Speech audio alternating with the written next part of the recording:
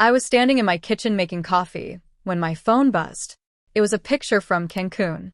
My husband had one arm around my best friend. Beneath, it was a single text. I ran away with your best friend. We're never coming back. I stared at the screen for almost a minute before smiling. I typed only 2 words. Good luck. I canceled every credit card in my name, changed every lock, and called exactly one person. By the next morning, they weren't celebrating on a beach anymore. They were begging someone to answer their phone. And then the police knocked on my front door. My name is Claire Dawson, and I'm 38 years old. If you'd asked anyone 6 months ago to describe my marriage, they would have called it stable. My husband, Ethan, and I had been together for 14 years. We weren't flashy or dramatic. We had routines, inside jokes, and quiet Friday nights with takeout and old movies. I thought that meant we were happy. My best friend, Vanessa, had been in my life since college.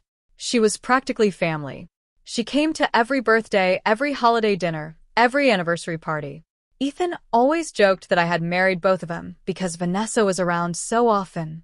I laughed every time. Looking back, I should have paid closer attention.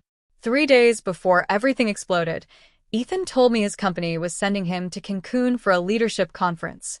I'll probably be buried in meetings, he said while packing his suitcase. But I'll bring you something nice. I kissed him goodbye at the airport and told him not to work too hard. That was the last normal moment of my marriage. The following afternoon, I was making coffee when my phone buzzed. A photo appeared. Ethan stood on a white beach wearing sunglasses, his arm wrapped around Vanessa's waist. She was smiling straight into the camera like she'd just won the lottery. Then I read the message underneath. I ran away with your best friend. We're in Cancun together. We're never coming back. Don't try to find us. For a few seconds, the entire room felt silent. No tears came. No screaming. No panic. Instead, I looked around the house we'd built together and realized something. Everything inside these walls existed because we had built it, not because of him alone. I opened my keyboard. 2 words. Good luck. That was all. Then I put my phone face down and got to work. Within 30 minutes, every joint credit card was frozen. I changed every online password I could think of. The locksmith arrived before sunset and replaced every exterior lock. My bank placed alerts on every shared account. Finally, I emailed a divorce attorney and scheduled the earliest consultation available. Only after everything was secure did I allow myself to sit down. I looked at the wedding photo hanging above the fireplace. For the first time, I didn't feel heartbroken. I felt prepared. Because Ethan had been so busy planning his dramatic escape, he'd forgotten one very expensive detail that neither he nor Vanessa would discover until it was far too late.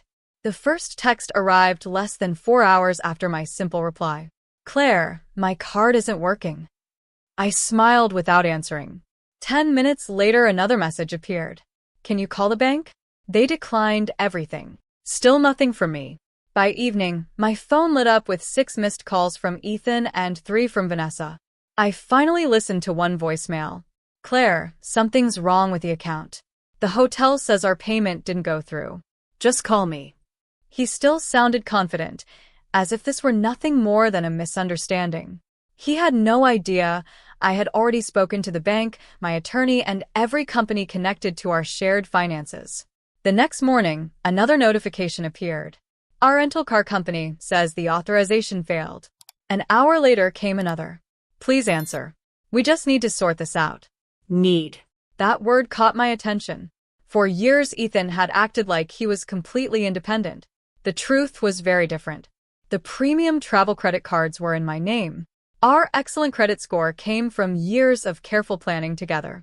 Even the travel insurance he'd bragged about was attached to my account.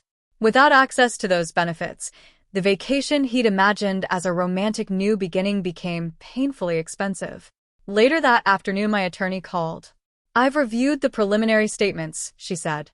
There's something you should know. She explained that Ethan had transferred money from our joint account shortly before leaving.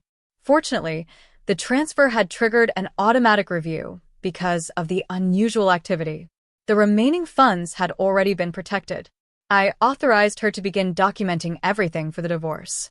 That evening, the messages became less confident. Claire, please. Vanessa's upset. The hotel wants another payment. Can you just send enough for our flights? I didn't respond. Instead, I saved every message. The following morning, an unfamiliar number called. It was a police officer from the local department handling a report connected to the rental vehicle. Because Ethan had listed our home address and shared financial information during the agreement, they needed to verify several details. I calmly explained the situation, confirmed my identity, and answered every question honestly. The officer thanked me and wished me well. After I hung up, I looked at the growing folder of screenshots on my laptop. Only 48 hours earlier, Ethan and Vanessa had believed they were starting the perfect life together. Now they weren't arguing with me anymore. They were arguing with each other. And somehow I knew the worst part of their story hadn't even begun. 5 days after that first text from Cancun, my doorbell rang. When I opened the door, Ethan stood on my porch with a single suitcase. He looked nothing like the man in the beach photo. His shirt was wrinkled. His beard had grown in. The confidence he'd worn like expensive cologne had completely disappeared. Claire, he whispered, can we talk? I stepped outside and quietly closed the front door behind me. There isn't much left to say. He lowered his eyes. Vanessa left. I wasn't surprised. Apparently, once the hotel bills piled up, the canceled cards stopped working, and the reality of starting over, without the comfortable life they'd imagined finally settled in, their fantasy collapsed almost overnight. We fought the entire trip, he admitted. She said I lied about everything. You did. I replied calmly. He nodded. I thought she'd make me happier. The sentence hung between us. 14 years of marriage reduced to one careless confession. I'm sorry, he said. I made the biggest mistake of my life.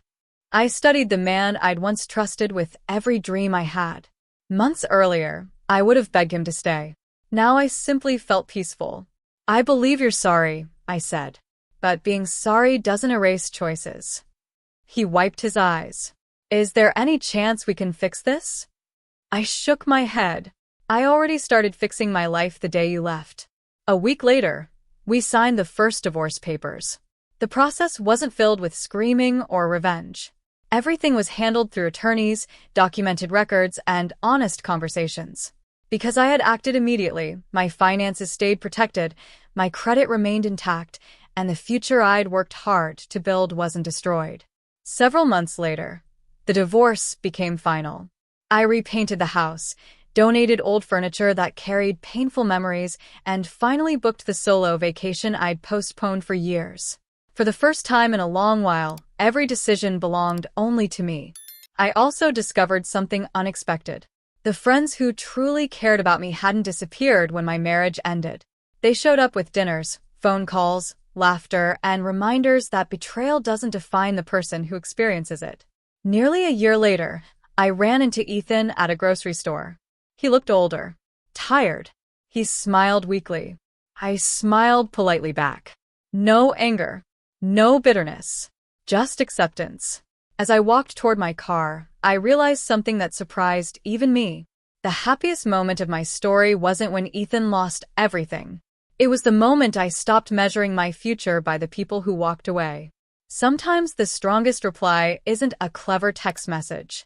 It's quietly rebuilding your life so completely that the people who left become nothing more than a chapter you no longer need to reread.